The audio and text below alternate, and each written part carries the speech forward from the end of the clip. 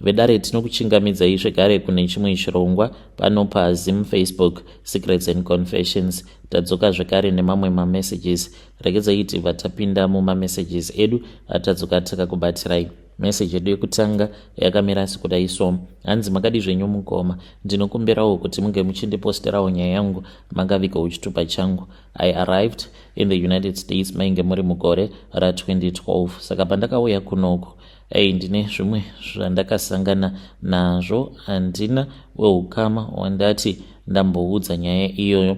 Only this other lady that I dated after that weird encounter, she was the one who explained everything to me. Akanditi it is some weird white slavery mentality shit. That is what she said to me. She tried to explain it to me, but ndinodawo kutongoti verudzi rwekwangu vange vachizama kumbondibatsirawo kuti zvinoitirweiko zvinhu zvakadaro.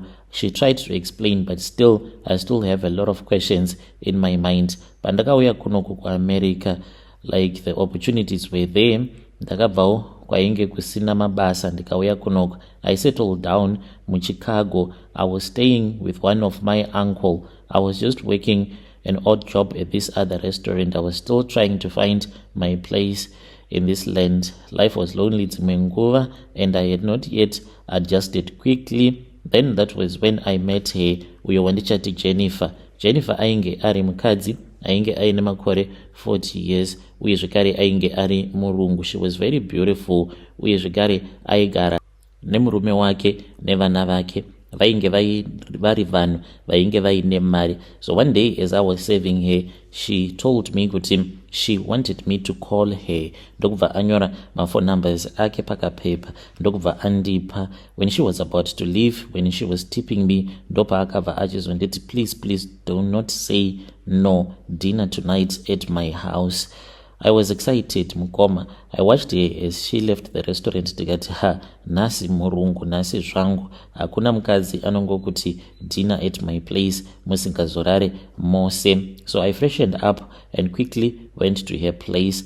I arrived at her house, which was very big in a quiet neighborhood. I was expecting a simple dinner and a one-night stand. I knew it was going to happen, but ndakangoti ndichingonopinda mumba ndakavhunduka, because ndakabva ndachizoona murume wake ainge akagarawo muliving room. He was waiting for me. Hana yangu yakarova. Apa Jennifer uyu ainge akatondihaga akamira kumashure kwangu, and he already knew about me. Akandiudza kuti don't worry, don't panic, because I quickly wanted to turn around and run away. I was scared kuti ndichanzi zvimwe kuda ndanga ndichida kurepa murungu, ndichafira zvangu mujeri. So he already knew about me. He was not angry. Paakasimuka ndikati ndichapombwa zvangu nezvibhakera, but he said to relax. In fact, he looked excited.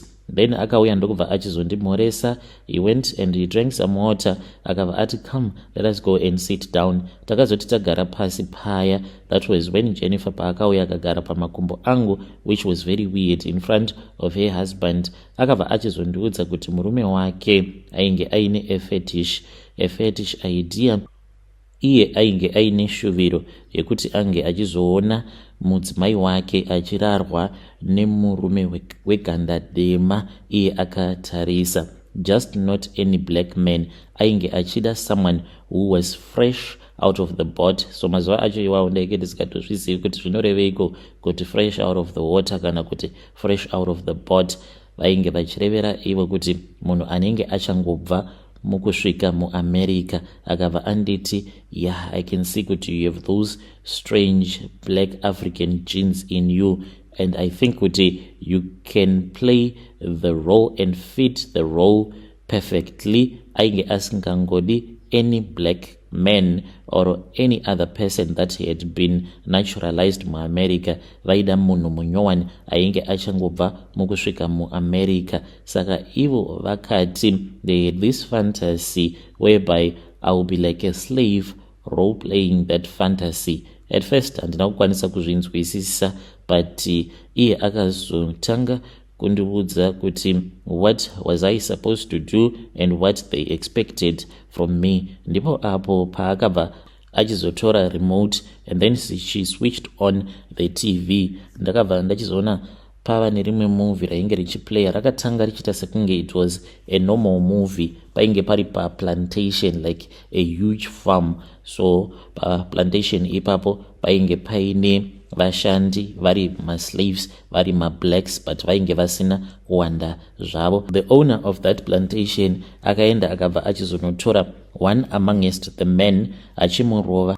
He went with him into his house, ndobva vaenda kubedroom, uko kwandakazoona kuti kwainge kuine mukadzi wake ainge asina kupfeka. Ndokubva azoudza slave rake riya kuti ringe richirara nemukadzi wake, iye akatarisa. Immediately that was when I realized kuti that is what they wanted me to do. Ndakangoseka zvino, ndainge ndava kunyara, zvainge zviri zvinhu zvekuti ndainge ndisina kana kumbogara ndakambozviita before kuita bonde ndakatariswa neumwe munhu. Saka iye Jennifer akabva achizondibata ruoko rwangu ndokubva achizonditi nditevere. Murume wacho ainge ari kumashure kwangu.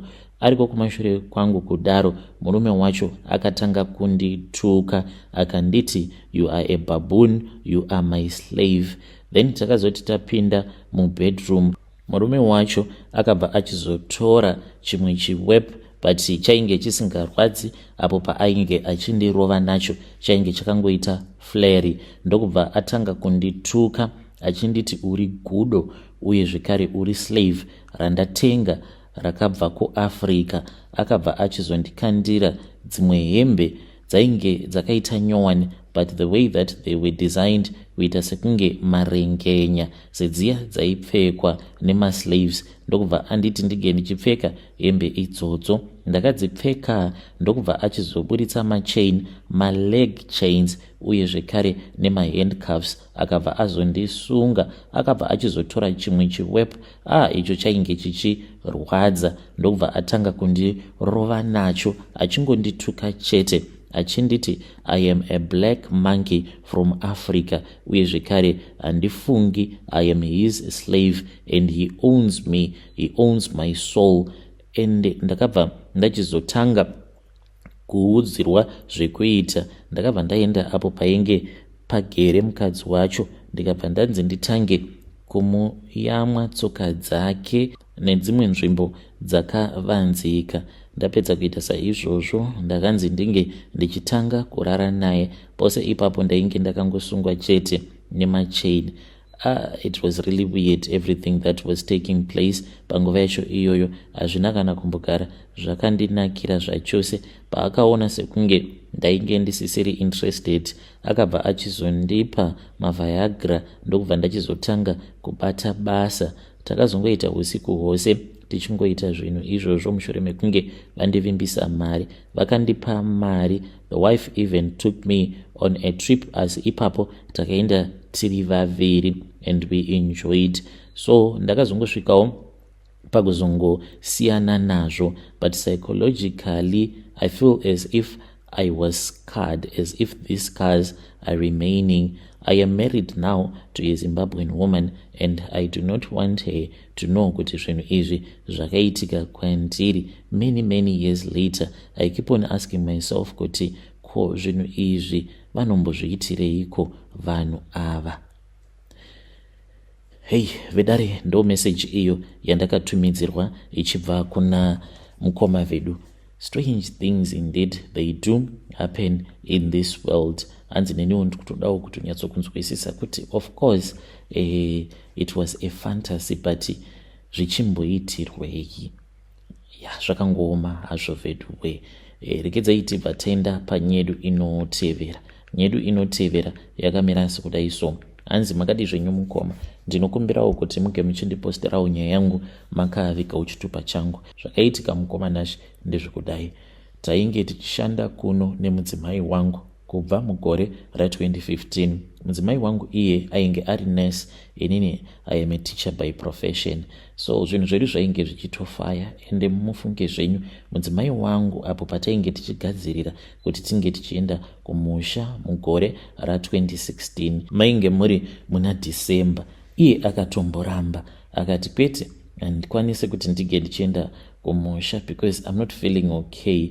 Ndakangofungidzira kuti zvimwe kuda sevanhu vekuti tainge tava nezvimari apa tainge tabvawo mukutenga motikari. Mudzimai wangu iye ainge ava kusafarira hama dzangu nekuti amai vangu vakatombonditi mudzimai wako kana ndikamufonera apa ndinenge ndatoshingirirawo kutenga airtime ndichiti ndikuda kufonerawo muroora wangu, mudzimai wako iye anenge achidropa macalls angu. So takabva tatukana paya. Iye akatomboramba akanditi you can go alone, inini nemwana tiri kusara because I'm not feeling okay. Then ndikabva ndati alright, apatomborina kana nyaya but chinzwa kashamwari zvichaitika ndezvekudai. So inini kana ndikaenda kumusha ndiri ndega, ziva kuti kana ndikangosvika kumusha ndiri ndega inini ndinenge ndatova bachura.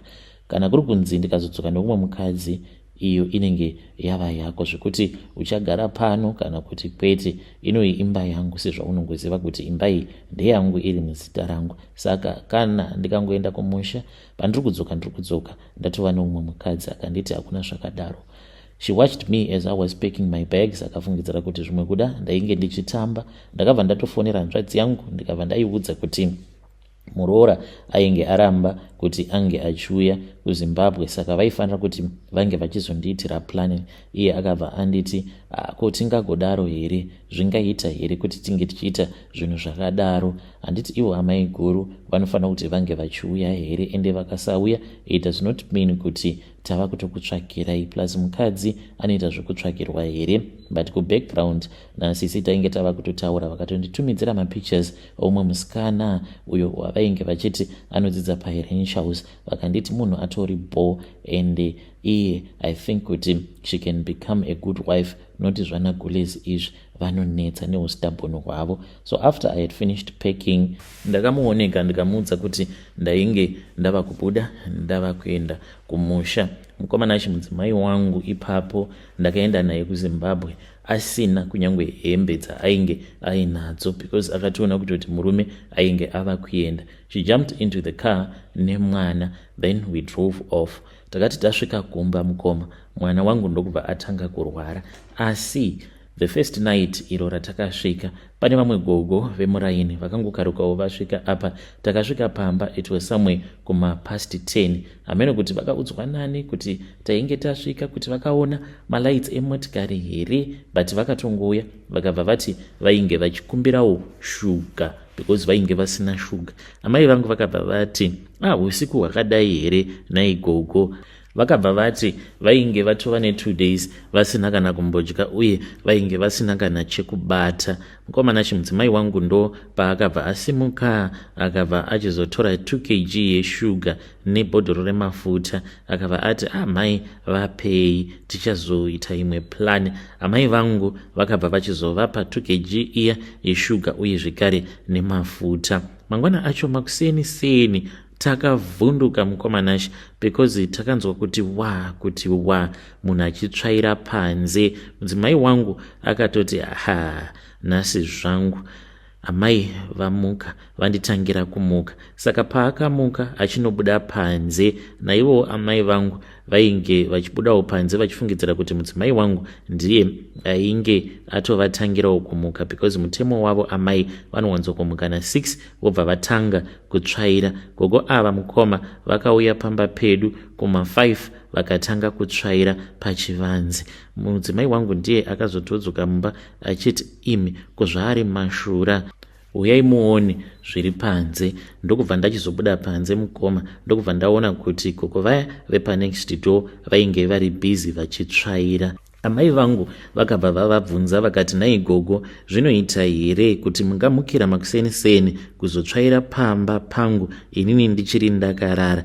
Vakabva vachizoti nekuda kwekuti mudzimai wangu ainge akavapa 2 kg yeshuga uye zvekare nemafuta, saka hanzi ndangoti ndinge ndichimubatsirawo muroora kuti ange achizongomukawo mbai achitanga kuita mamwe mabasa. Mukomana zvinhu zvekuti zvakatishamisa, asi sezvo ainge ari muvakidzani, ari munhu wekuziva uye zvekare dzimwe nguva apo patainge tichiri kuno kuSouth Africa amai vaikwanisa kutombotifonera vobva vati ndinokumbirawo kuti kana mozonditumidzira mari munge muchizondipawo 20 US. tobva tavati ndeyeiko? vaibva vati 20 US ndoda kuti ndige ndichizopa gogo because vakaenda vakanonditsvakira huni. Saka even though zviri zvinhu zvakatishamisa but nemudzimai wangu takatonzwa tichivanzwirawo tsitsi tichiti asi Mwari zvamunoita so, because vazukuru vagogo ava vainge vachinyang'anya varimo muJoburg apa gogo vavo vakavachengeta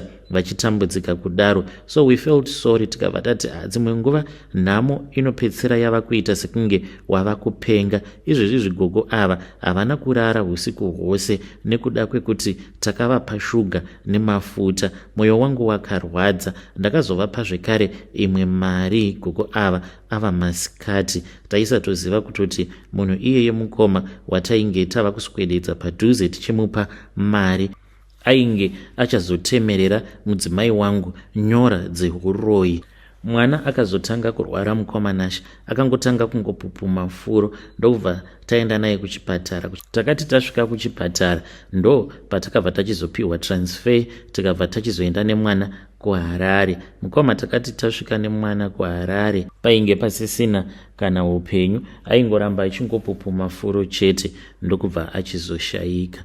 Mukoma ndakadaidzwa nadokta. Mudzimai wangu ndakamusiya akagara pamabench. Pandakangodaidzwa nadokta I knew kuti there was something that was wrong. Saka dokta vakangonditarisa vakabva vanditi, I know kuti you are strong.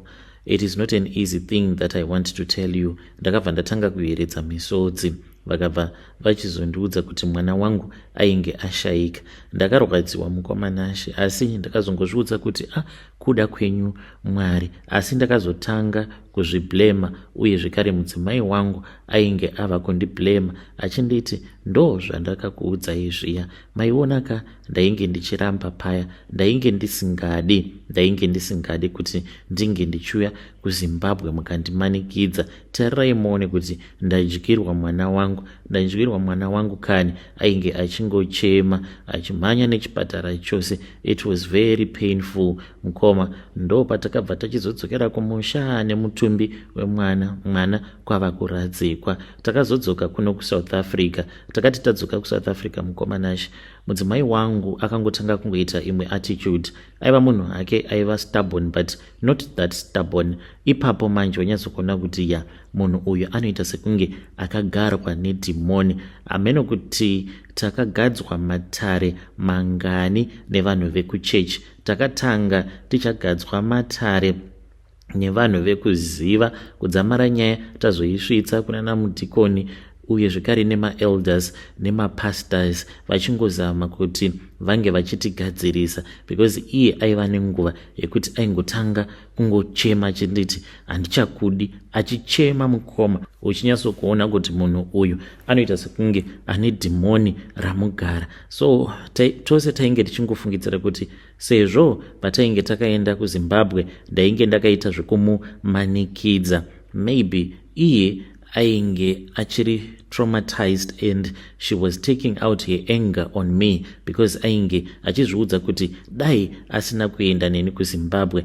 dai mwana anga achiri mupenyu. Ko taigozivei kuti mudzimai wangu ainge atova nehope dzaainge achirota, iyewo haana kukwanisa kutaura kuti patainge tichiri kuZimbabwe akapiwa dhuku nagogo vaya. So apo paakazondiudza kuti ndo zviri kuitika kwaari, ndakamubvunza kuti ko iwewe wakapiwa dhuku nagogo ukasandiudza why? Akangonditi panguva yacho ainge aine mastress. Gogo vakangomuti tora dhuku iri ndo richakurakidza munhu akudyira mwana wako. So mudzimai wangu iye achizokonfesa. This was after zvinhu zvedu zvatanga kudhakwa. Ndo paakabva achizonditi, murume wangu, ndine dzimwe hope idzo dzandiri kugara ndichirota dzandisiri kunzwisisa. Ndikabva ndamuti ko chii chiri kuitika kwauri? Akabva anditi ainge achirota gogo vaya vachiuya kuzomutora.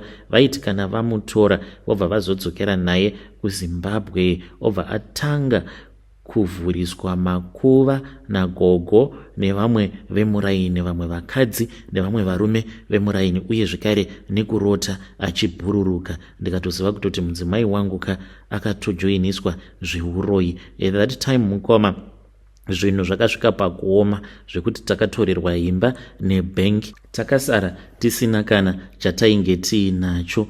Iye achikonfesa kwandiri patakazotanga kufamba tichienda mudzin'anga dzakasiyana-siyana nekuti ainge ava nechirwere chekudonha uye zvekare nekupota achivhunduka achiti ari kuona vanhu vakafa. Saka ndakabva ndati zviri nani kuti ndige ndichimbofamba nemudzimai wangu tisati taenda kumusha, because kana mari yacho yekuti tinge tichikwanisa kuenda kumusha tainge tisina, taingofambawo mudzin'anga dzemuno muSouth Africa tichingotaurawo nyaya yedu, tichingotsvakawo munhu aikwanisa kutibatsirawo pachena. Mudzimai wangu iye anoti patainge tiri kumusha after taviga mwana gogo vaya hanzi ndo pavakamuona achienda kunochera mvura vakabva vati mira ndige ndichikuperekedza muzukuru, ndokubva vachizoenda naye vakanochera mvura vakadzoka. Ndo pavakazomupa dhuku vakamuti dhuku iri ndo richakurakidza kuti uyo akakudyira mwana ambori ani. Anoti iye kubva musi iwoyo waakapiwa dhuku racho iroro nagogo vaya ndipo apo paakabva achizotanga kuvarota. Hanzi vaiuya kwaari vakabata maruva vachimuudza kuti kana akagamuchira maruva acho iwawo aizorarama upenyu hwakanaka. Akamagamuchira maruva iwawo ndokubva achizoona kuti ainge ava nenyora kumusana dzaainge atemererwa. Mangwana acho makuseni paakamuka iye anoti akati atarisa pamashits akabva achizoona kuti painge patori nemablood stains zvichiratidza kuti zvechokwadi pane munhu ainge akamutemerera nyora akarara. Akazonozvitarisa achizvibata-bata akatonzwa kutoti kwainge kuine nyora dzaainge akatemererwa. Asi iye anoti chakamushamisa ndechekuti nyora idzodzo dzainge dzisingarwadzi kunyange ainge akatokuvara kumusana, asi hanzi dzaitanga kurwadza chete kana zuva radoka. Then aizoti kana tarara paya obva achizotanga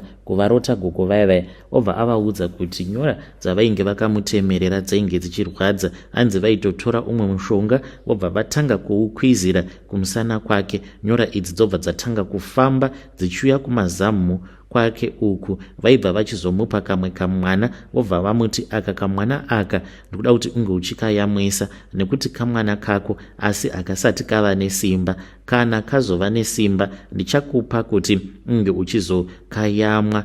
Then ndo apo patakazodzoka kuno kuSouth Africa. Saka nekuda kwekuti ainge ava munhu ainge aine shavi rehuroi iro raainge asati agamuchira rainge rokonzeresa jambwa nemunyama. Mukuzofambawo kwatainge tichiita tasiyana nazvo zvekuenda kuchechi tinyatsokuona kuti kunamata kwatainge tichiita kwaitowedzera maproblems. Ndo pandakazogumisitsirawo ndazorombeswa neimwe n'anga yemuno muSouth Africa yainge iri yechizulu. Saka takaenda kumba kwen'anga yaya. Mushure mekunge taenda kumba kwen'anga iya ndipo payakazonditi ndaifanira kuti ndinge ndichizodzoka ndiri ndega. Ndakadzokera kumba kwaSangoma uyauya ndokubva tachizogara pasi tikataura. Akanditi bhururu wangu hauna mari kaiwewe? Ndikati handina kana mari. Akabva anditi kana usina mari tinokwanisa kuita dhiri, iwewe une zvauri kuda kubva kwandiri neniwo ndine zvandiri kuda kubva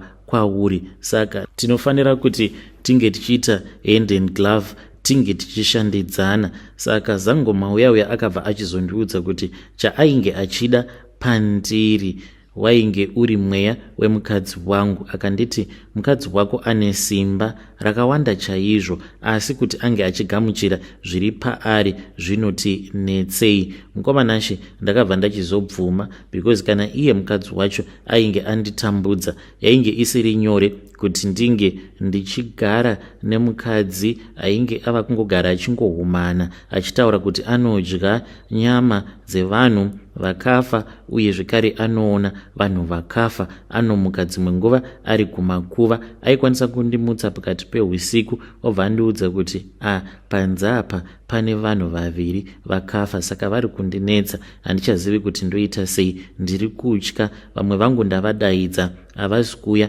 ivo vati vari bhizi, asi ndivo vakandibatsira apo pavakandiudza kuti vanhu ivavo vanofanira kuti vange vachifa, nawo vava kuti zvionere uri wega uriko kwauri ikoko. Ndiri kutya kani. Obva atanga kuchema. Saka it was not an easy life. Apa uchinyaso kuona kuti nhamo chaichayo yamuri kuona, it was just too much. Apa mainge mumbori vanhu vainge vachirarama life yainge iri bo. Ndakabvuma ndikabva ndati itai zvamunoda naye, kunyange mukatongomupengesa ange achingopenga, achingofamba achingopengereka nenyika, zvinenge zviri nani, nekuti inini ndaneta, ndatambudzwa naye mukadzi uyu, muroi futi on top of that. Mukomanashi vakabva vachizondipa mushonga uyo wavakanditi ndaifanira kuti ndinge ndichizogeza nawo, uye zvekare ndaisafanira kuti ndinge ndichizorara naye kwemazuva 3. After 3 days ndaifanira kuzodzokera kudare kwavo, then vobva vachizondipa zvekare umwe mushonga. Ndakaita saizvozvo mukoma, tainetsana zuva rega rega, because iye akatoita sekunge munhu ari kunyumwa kuti ndine mhiko dzandiri kuzadzikisa, achitomanikidza kuti ange achirara neni, but inini ndairamba manje. After 3 days ndakabva ndachizodzokera kumba kweng'anga iyaiya, uko kwandakabva ndachizonopiwa bakatwa randakanzi bakatwa iroro ndaifanira kuti ndinge ndichizogara ndiinaro ndakarivhura. Then kana mukadzi wangu azotorwa nehama dzake, ndaifanira kuti ndinge ndichirivhara ndodzokera naro kwavari. Mukomanashi vakandiudza kuti ndainge ndichazoita kapeace job ende ndainge ndichazowana mari. Ndaifanira kuti ndinge ndichizoudza hama dzake kuti ini zvainge zvandikurira, ndainge ndichida kuti mudzimai wangu ange achimbodzokera kumusha, ende kunodzokera kwaainge achazoita kumusha neniwo ndichizovhara bakatwa riya ainge achazofa. Mukoma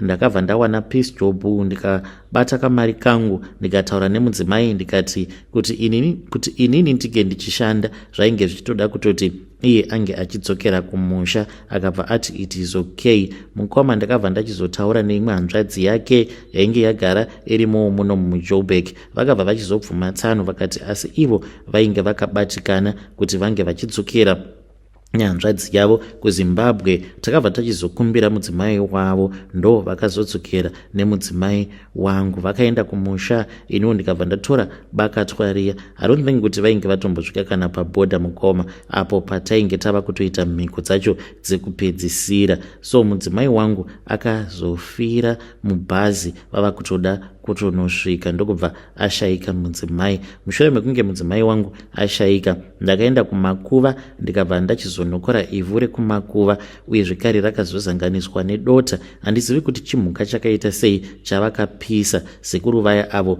vainge vachindibatsira vakabva vanditi ndaifanira kuti ndige ndichizoisa ivhu iroro ravainge vazanganisa nemadota muwallet. Izvi zvaizokonzeresa kuti pandinenge ndasvika kumusha kwemudzimai wangu ndinge ndichizotyiwa nevanhu sematyiro anongoita a normal person, kungoenda kumakuva, kungonzwa uchingozeza, so kuti handingamboende kumakuva. Ndo zvaifanira kuti zvinge zvichizoitika. Kusvika pari nhasi mukoma, wallet iyoyo ndichiri nayo, uye zvekare neivhu racho iroro rekumakuva rakazanganiswa nemadota ndichiri naro kusvika pari nhasi. Ndiri munhu wekuti I am not so easy to approach.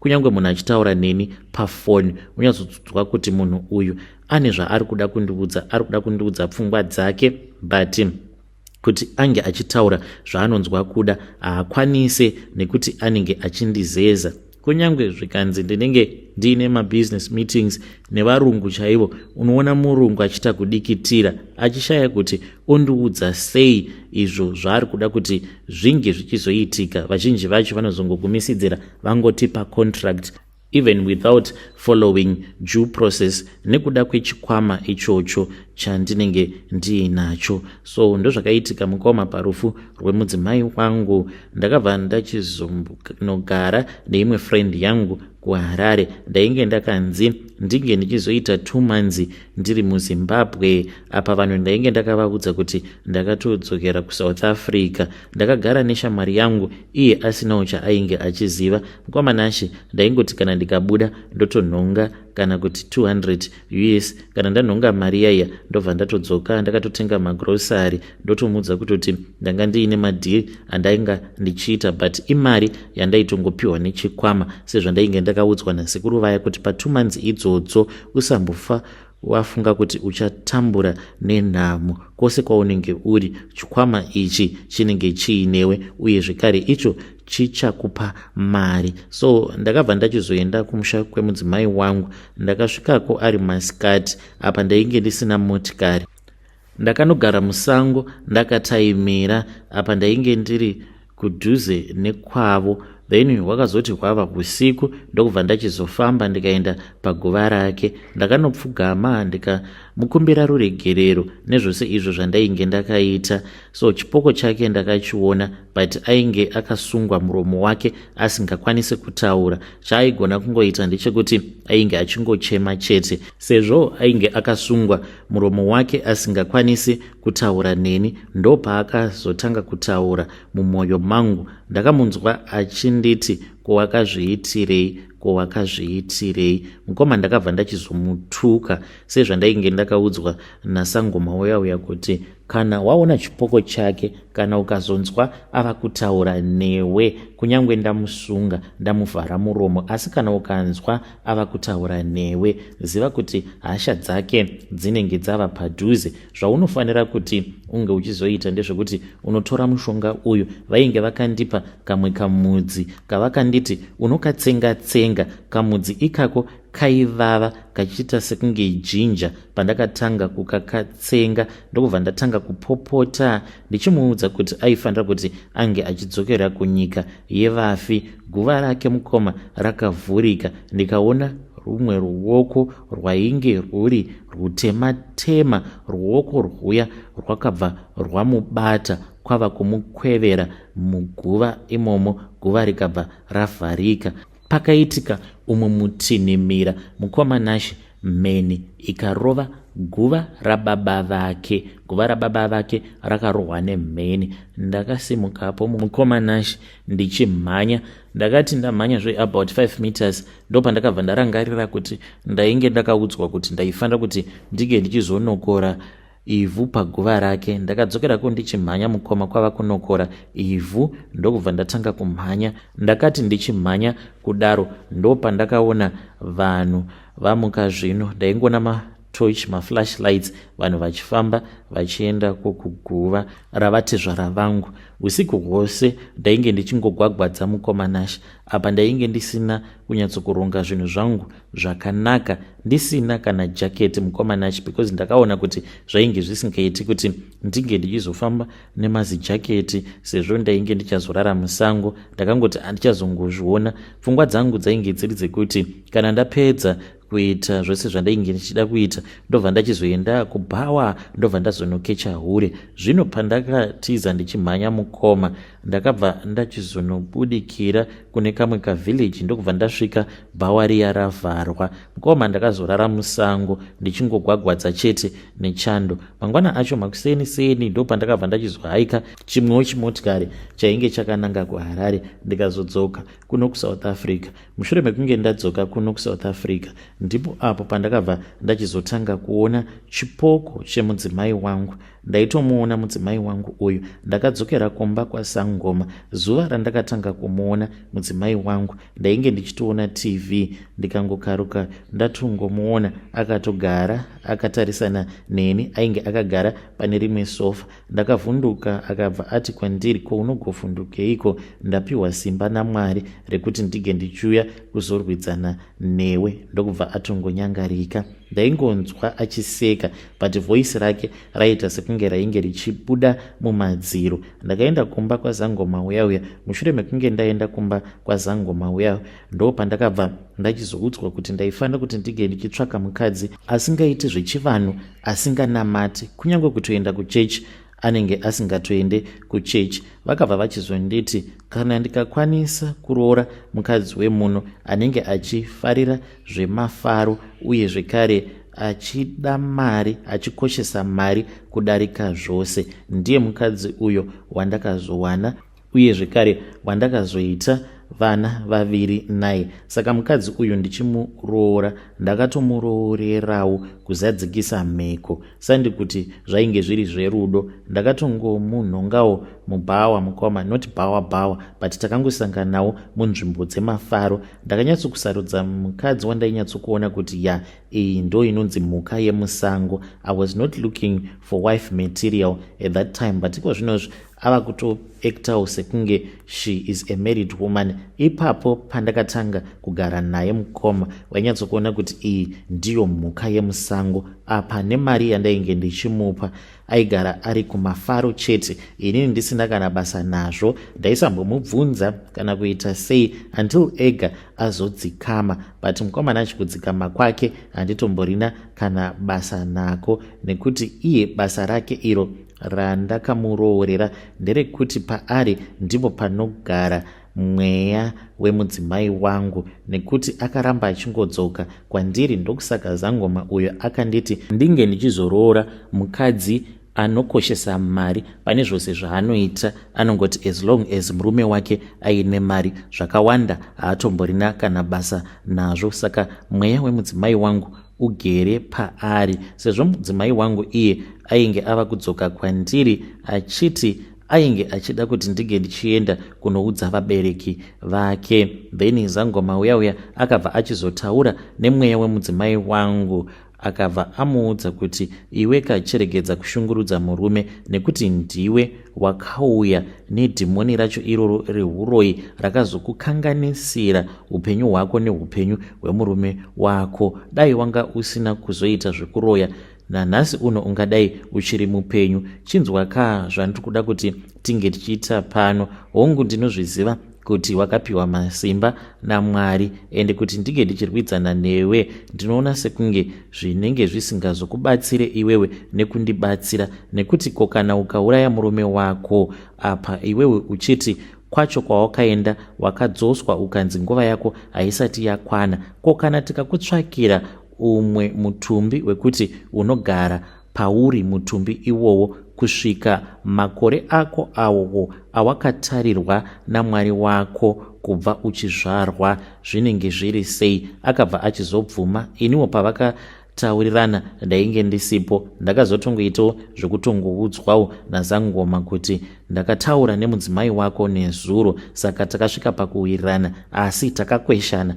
takanetsana kwenguva refu, iye achiramba, asi ndakamuudza kuti ainge asina choice, nekuti ndaikwanisa kuzongomutumidzira kuti ange achienda kunogara pavana vehanzvadzi dzake, izvo zvaizokonzeresa kuti vana vehanzvadzi dzake mukukura kwavo vasazokwanisa kuroorwa, nekuti vanenge vaine zimweya ravatete vavo rinenge rava kuvakonesa kuti vange vachizoroorwa, nekuti rinenge richiti kana kuri kunzi ukazourawa semaurayirwowo andakaitwa nemurume wangu, saka gara uri wega. Varume ndichakutsvakira, asi chingogara uri wega. Ndo zvandakaudzwa naZangoma wacho iyeye akandirombesa. Ndakabva ndanzi ndaifanira kuti ndinge ndichitengera mudzimai wangu uyu muSouth African address, but ndakaona sekunge zvainge zvichiti netsei. Ndikabva ndati kana ndikamutengera iri jewelry, because I know kuti she loves a jewelry, because vakanditi